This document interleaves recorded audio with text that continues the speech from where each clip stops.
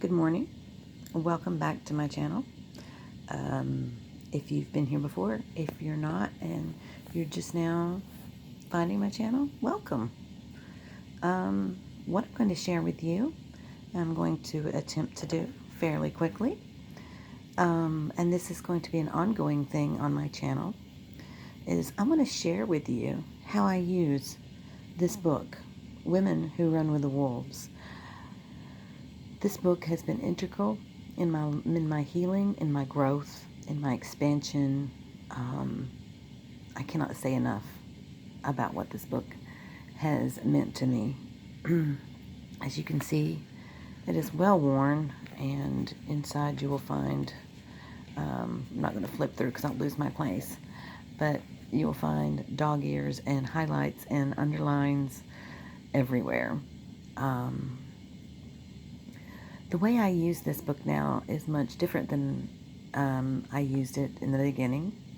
In the beginning, the first time I read it, like many people probably, I struggled to understand the archetypes and the way in which it was presented.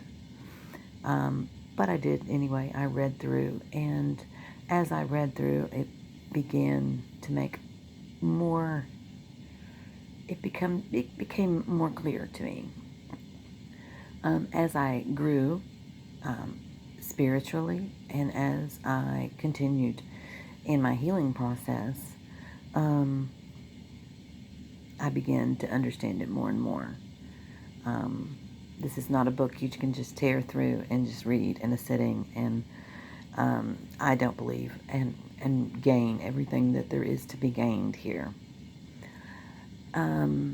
I have come back to it as I've come across it and felt called to many times after reading through it, to go back to certain chapters, certain passages that I was discovering, and they were always in line into what I was going through and what I was needing. I've also listened to it on audiobook, which I highly recommend. Clarissa Pinkola Estes is a wonderful, wonderful storyteller. I gained a lot of insight by listening to her audiobook version of this. She does it herself, and she's just an amazing, amazing storyteller. I could imagine myself sitting around a campfire listening to her read some of these ancient stories in here. But what I want to share, it will be a continuing series on my channel. I'm feeling really called to use this book to share with you how I use this book. And so I'm going to get into that. The way I use this book is the way I would any of my tarot or oracle decks. Much in the way, you know, you're shuffling a card and a card just kind of flies out. That kind of way. Not a plan, no layout, just that intuitive guidance that you need when you need it. So what I do is I just hold the book and just dive deep, answering with my soul, not necessarily my words, but with what in my heart, what I need. And there's been many times when I've cried out, you know, physically cry, and asking of it to show me and let me receive some healing, what I need to hear. Not always what I want to hear, but what I need to hear. But anyway, so that's what I'm going to do today. I've already done that part of it, so I'm going to share with you, and this is the way we'll do it each time, where we landed today and what kind of message needs to be brought forth today. So I'm going to try to do that in less than 10 minutes because that's what I have on my storage on my phone. So it brought me to, and it wasn't this page, it was the next, but I wanted to see what the name of this excerpt was. It is Returning to a Life Made by Hand, Healing injured instincts. And this was the page. So here we go. Women Who Run with Wolves, and it's in the chapter Self-Preservation, Identifying Leg Traps. Physically, it is good to make a halfway place, a way station, a considered place in which to rest and mend after one escapes a famine. It is not too much to take 1 year, 2 years to assess one's wounds, seek guidance, and apply the medicines. Consider the future. A year or two is scant in time. The feral woman is a woman making her way back. She is learning to wake up, pay attention, stop being naive, uninformed. She takes her life into her own hands. To relearn the deep feminine instincts is vital to see how they were decommissioned to begin with. Whether the injuries be to your art, words, lifestyles, thoughts, or ideas, and if you have knitted yourself up into a mini-sleeve sweater, cut through the tangle now and get on with it. Beyond desire and wishing, beyond the carefully reasoned methods we love to talk and scheme over, there is a simple door waiting for us to walk through. On the other side are new feet. Go there. Crawl there if need be. Stop talking and obsessing. Just do it. We cannot control who brings us into this world. We cannot influence the fluency in which they raise us. We cannot force a culture to instantly become hospitable. But the good news is that even after injury, even in a feral state, even for that matter, in as yet captured state, we can have our lives back.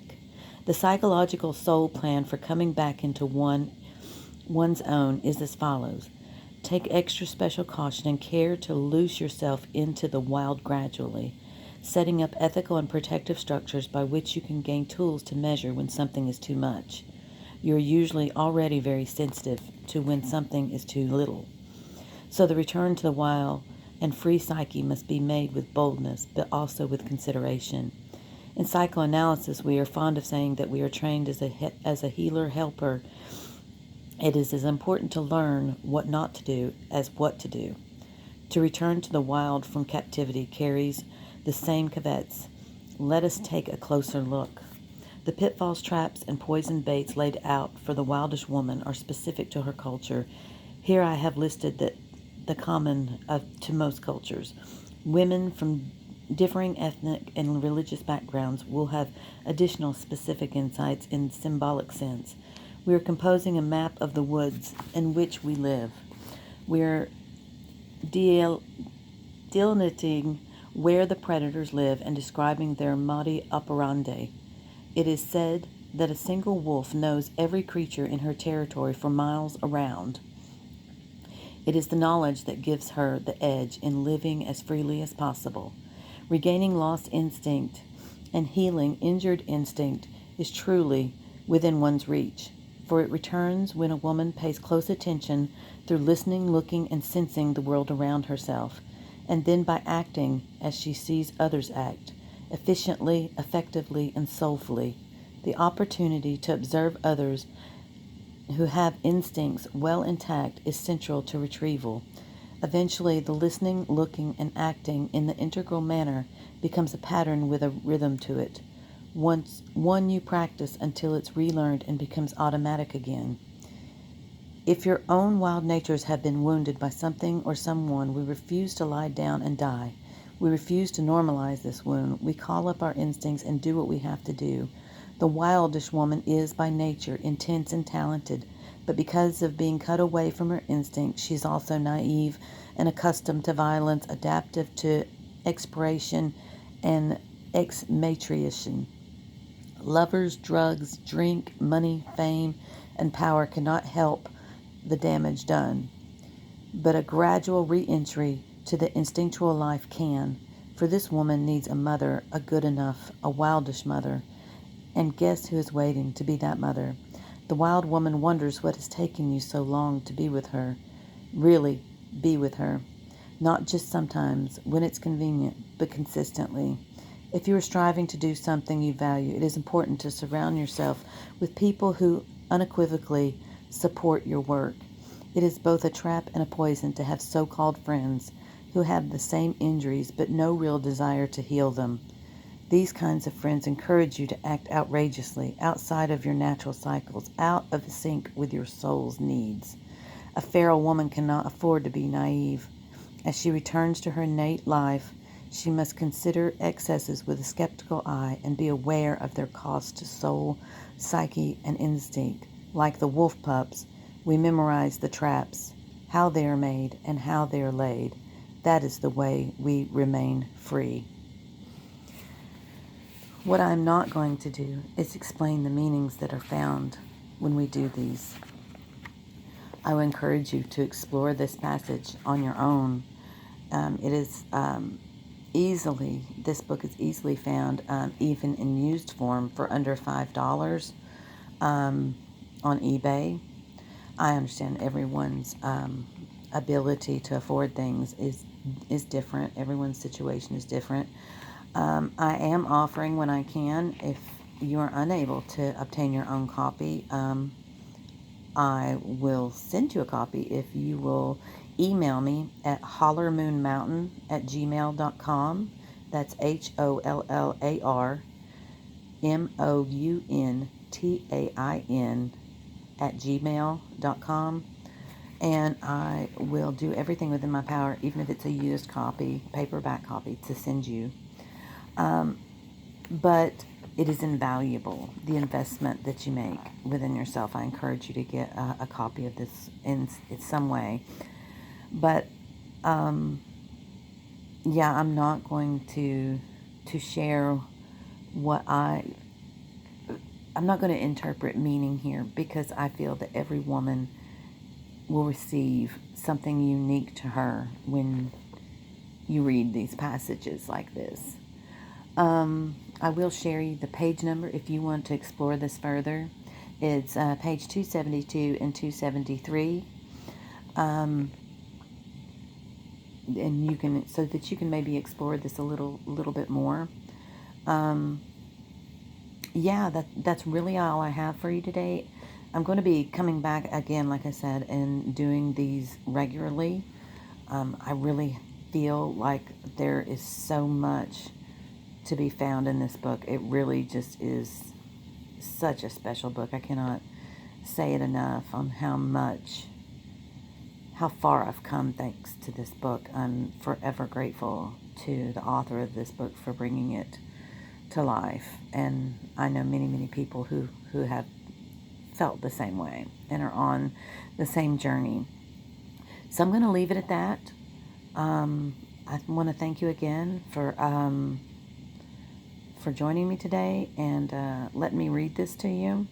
Also, if you know of another who could benefit from, listening to this series, or could benefit from receiving a book, if you're able to, and you have this book and you know of this book, I highly encourage you to help others get a copy, and maybe even do like a book club together, women's circle book club. That is a beautiful idea.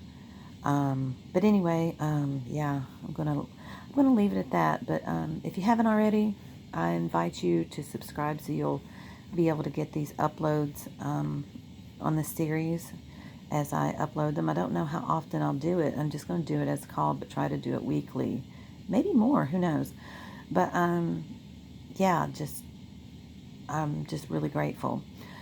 So I'm going to leave it at that. And until next time, sending lots of love from the holler. Bye.